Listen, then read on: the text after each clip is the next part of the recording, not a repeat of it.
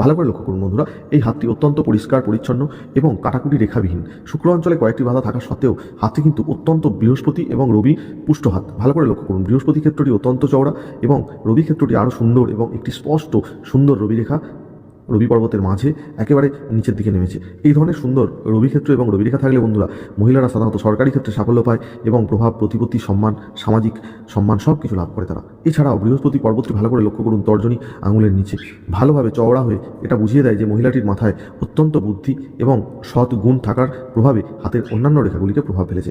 এবং ভাগ্যরেখাটি লক্ষ্য করুন, কম বয়সে কিন্তু ভাগ্যরেখা ঝাপসা, পরবর্তীকালে 25-26-এর মধ্যে একটি স্ট্রং ভাব তৈরি হয়েছে ভাগ্যরেখার, যেটি কিনা শনি পর্বতের একেবারে শেষ পর্যন্ত আছে।